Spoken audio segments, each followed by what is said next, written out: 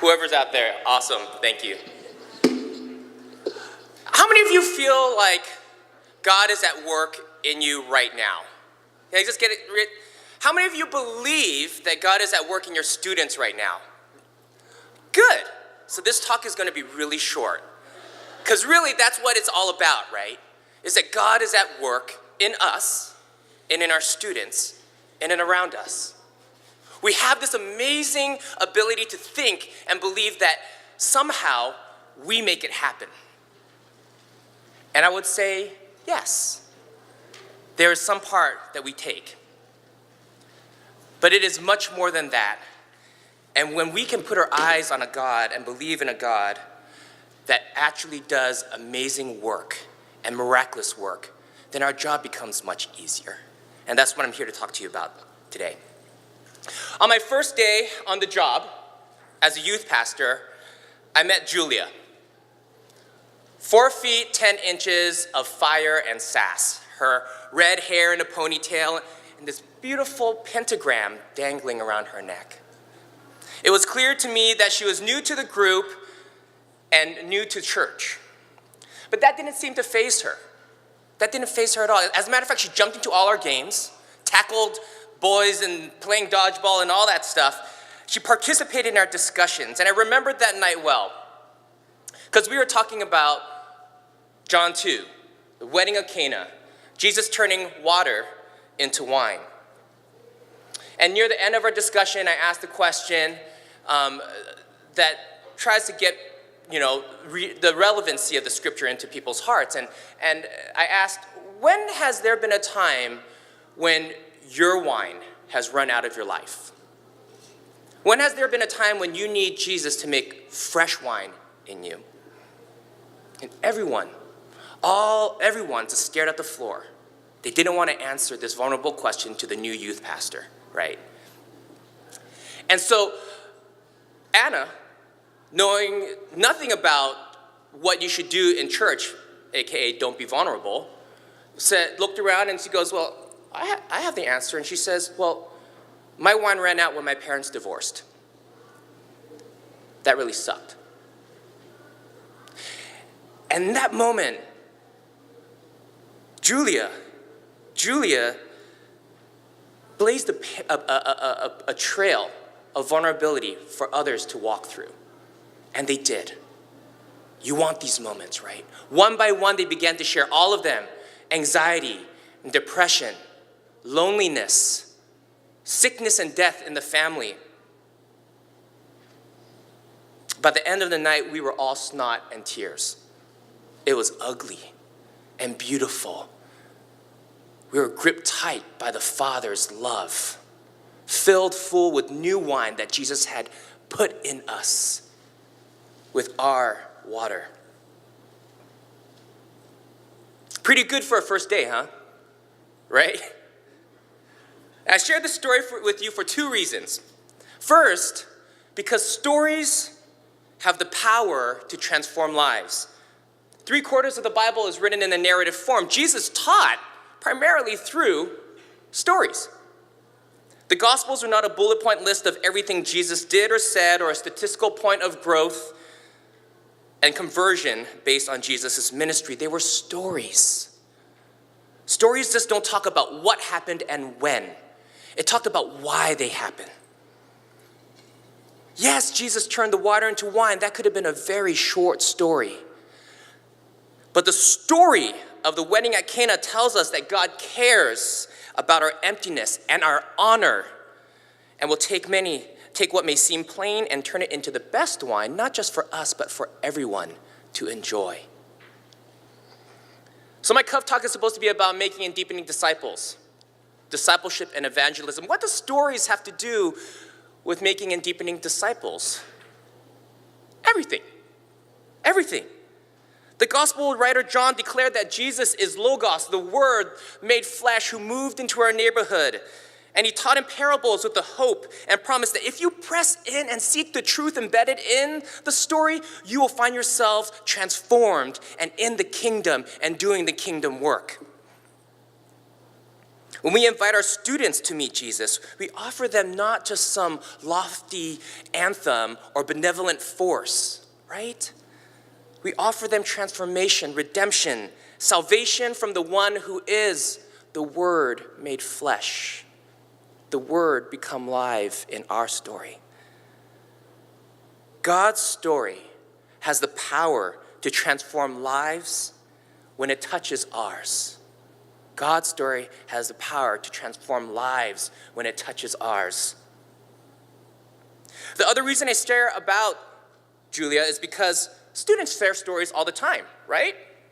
On an average day, a teenager will text 50 times, spend an hour on social media at least, and will spread their stories over multiple platforms like Snapchat, Kik, and Instagram.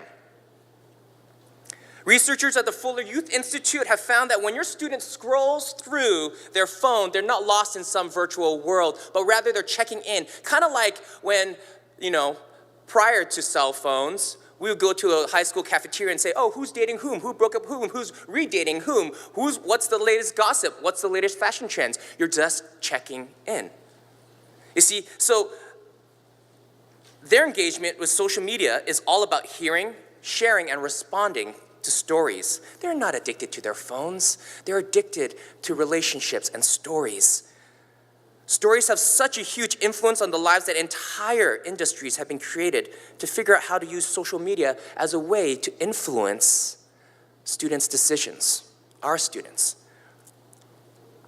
So the question we must ask is, what are our stories? And what are the stories that our students are hearing and responding to? Are their stories deeper than glam shots, witty memes, and sarcastic tweets? Yes, yes, and yes.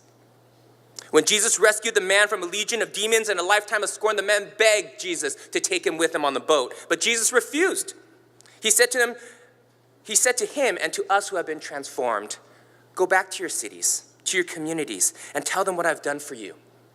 And the man did. Did you know that the next time Jesus came back to the same spot, it wasn't just one man waiting for him, it was 4,000. 4,000 people that were hungry for the man they heard in a story. The story mattered not just for the man himself, but for 4,000 others and millions of more who have encountered Jesus through the reading and telling of this story. Your student has a story worth sharing. Imagine our students, thousands of them, realizing that they have been written into the story of God who came and rescued them and gives them new purpose and new life. What stories will they begin to share? And how will they know that their story is woven into God's story? Us, of course. Our jobs as pastors for our kids is to notice the hand of God in their lives and to point it out. God comes in, yes, he works miracles, but we get the opportunity to say, hey, look at that. Do you know the difference between imposing one's faith and proposing faith is that the former forces a viewpoint on someone else, while the latter recognizes the divine at work in that person and proposes that God is seeking a relationship with them and seeking transformation. It is 100% God, evangelism, but it's 100% us. And we as youth workers, we have the opportunity to notice the work of God in our students' lives, articulate it to them, invite them into transformation, and then when they get transformed, we challenge them to share it. Why? Because this is the best story that they would ever have experienced. And when that happens, it goes on and on and on in a continuing invitation towards deeper discipleship. It can even go beyond one-on-one discipleship opportunities. Our very own Sarah Nelson from Davis, California, had begun using the gospel story as a framework for all her teaching and small group discussions. And why not? The Apostle Paul said to the Corinthians that he came to them knowing nothing but Jesus Christ and the power of his resurrection. So let us become people who lean less on spiffy names and cool games and return to the power of the cross as the key to unlocking our students' hearts and minds. When they experience true transformation by God, they will have stories worth sharing with their friends and point to our God, the one who had the power to transform them, and invite them into that story as well. Julia didn't wander into our youth group on her own.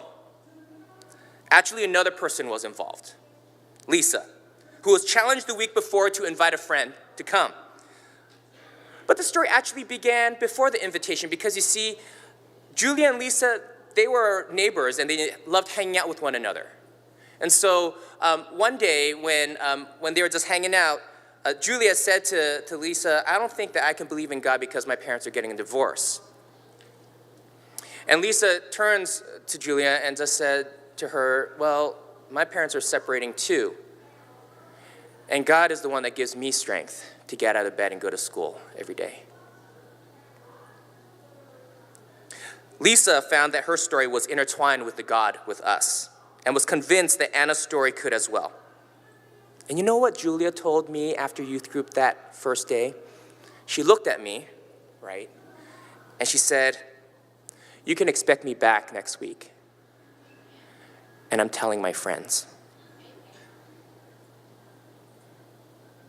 God wove Julia's story into his through Lisa because Lisa was willing to share it.